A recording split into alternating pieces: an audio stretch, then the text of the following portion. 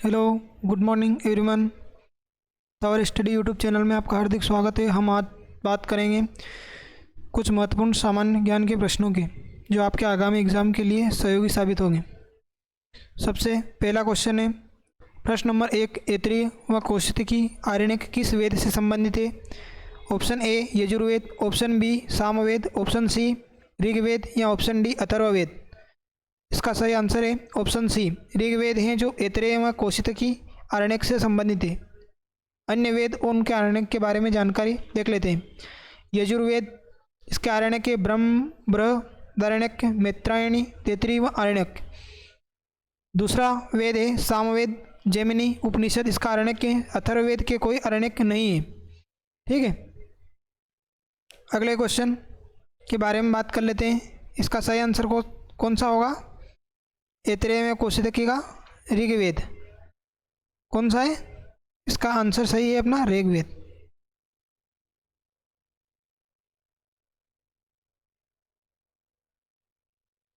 अगले क्वेश्चन के बारे में बात कर लेते हैं अपन।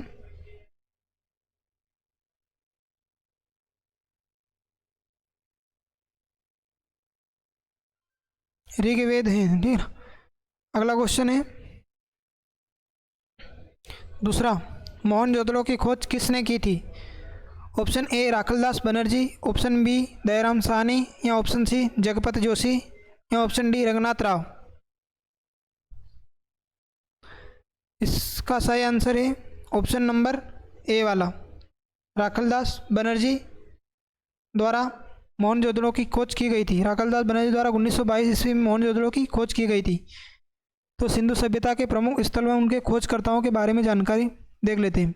हड़प्पा सभ्यता की खोज माधव स्वरूप वत्स व दयाराम साहनी द्वारा 1921 में की गई। मोहनजोदड़ो की खोज राखलदास बनर्जी द्वारा 1922 में ईस्वी में की गई। रोपड़ की खोज यज्ञदत्त शर्मा द्वारा 1953 में की गई।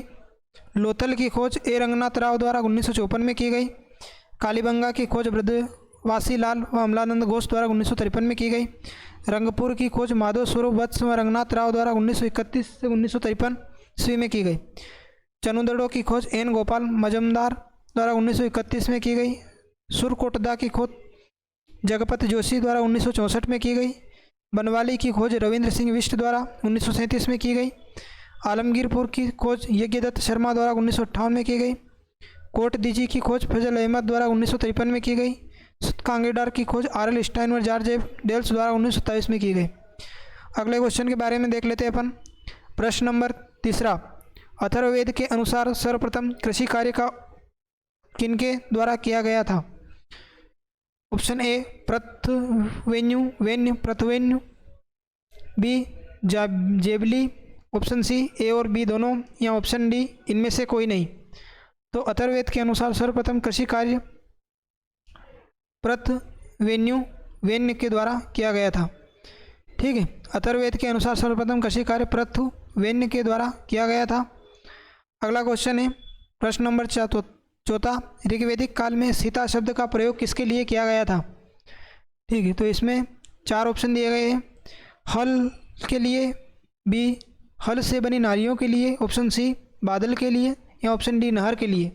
तो इसका राइट आंसर है सीता शब्द का प्रयोग हल से बनी नालियों के लिए किया गया है। इसका सही उत्तर है बी, ऋग्वैदिक काल में सीता शब्द का प्रयोग हल से बनी नालियों के लिए किया जाता था।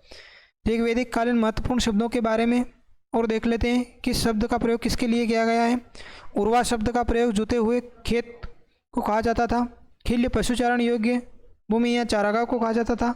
सिर हल को कहा जाता था। श्रणी पकी हुई फसल को काटने का यंत्र था। दात रेन हंसिया ये भी काटने का यंत्र था।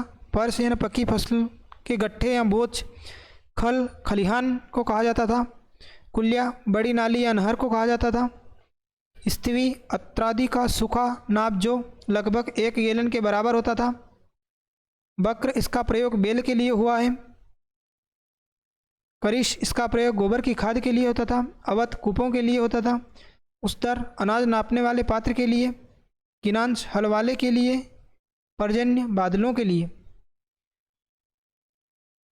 अगला क्वेश्चन है प्रश्न 5वां, तराइन का प्रथम युद्ध कब लड़ा गया था? इसमें ऑप्शन 4 है। ऑप्शन ए 1192 ईस्वी में, ऑप्शन बी 1191 ईस्वी में, ऑप्शन सी है, ठीक है, ये ऑप्शन बी नहीं, ऑप्शन सी 1526 ईस्वी में, या ऑप्शन डी 1194 ईस्वी में। तो इसका करेक्ट ऑप्शन है अपना ऑप्शन बी वाला। कौन सा करेक्ट है? ऑप्शन बी वाला, ठीक है। 1191 ईस्वी में तराइन का प्रथम युद्ध मोहम्मद गौरी और पृथ्वीराज चौहान के मध्य लड़ा गया था।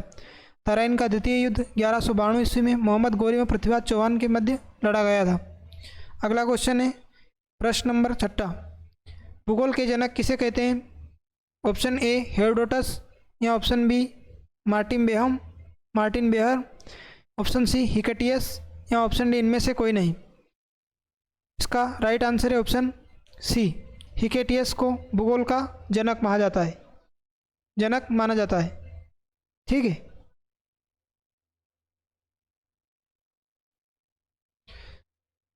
विषय और इसके जनक, वर्तमान भूगोल, ये भूगोल है, भूगोल नहीं। भूगोल का जनक अलेक्जेंडर वान हम्बोल्ट, व्यवस्थित भूगोल के जनक एरिस्टोस्थेनीज, ज्योग्राफी का शब्द का प्रस्ताव एरिस्टोस्थेनीज, भौतिक भूगोल के जनक पोलिडोनियम, सांस्कृतिक भूगोल का जनक कार्ल ओ सावर। प्रश्न नंबर 7वां, पृथ्वी का निकटतम ग्रह कौन सा है? 4 ऑप्शन दिए गए। ऑप्शन ए शुक्र, ऑप्शन बी मंगल, ऑप्शन सी बुध, ऑप्शन डी शनि। इसका राइट ऑप्शन है ऑप्शन नंबर ए, शुक्र को पृथ्वी का निकटतम ग्रह माना गया है। शुक्र के बारे में पढ़ लेते हैं अपन। पृथ्वी का यह निकटतम ग्रह है। शुक्र सबसे चमकीला ग्रह व सबसे गर्म ग्रह भी है। इसे सांझ का तारा या भोर का तारा भी कहा जाता है। यह अन्य ग्रहों के विपरीत दक्षिणावर्त चक्रण करता है। इसे पृथ्वी का भगिनी ग्रह भी कहते हैं। इसके पास कोई उपग्रह नहीं है। इसके पास कोई उपग्रह नहीं है। किसके पास उपग्रह नहीं है?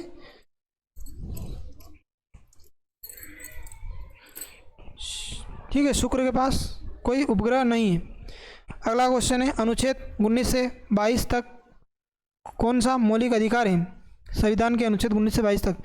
इसमें 4 ऑप्शन दिए गए। ऑप्शन ए शोषण के विरुद्ध अधिकार, ऑप्शन बी समानता या समता का अधिकार, ऑप्शन सी धार्मिक स्वतंत्रता का अधिकार, या ऑप्शन डी स्वतंत्रता का अधिकार। इसमें राइट ऑप्शन है अपना स्वतंत्रता का अधिकार के बारे में बात की गई है अनुच्छेद 19 से 22 तक। ठीक है, सही उत्तर ये है। भारत के अंतिम वायसराय कौन थे? Option A Warren Hasting, option B Lord Canning, option C Lord Mountbatten, या ऑप्शन डी लॉर्ड रिपन। तो भारत के अंतिम वायसराय थे अपन किसकी बात करेंगे? ऑप्शन सी की, लॉर्ड माउंटबेटन भारत के अंतिम वायसराय थे। लॉर्ड माउंटबेटन के बारे में आते, लॉर्ड माउंटबेटन ही भारत के अंतिम वायसराय में स्वतंत्र भारत के प्रथम गवर्नर जनरल थे।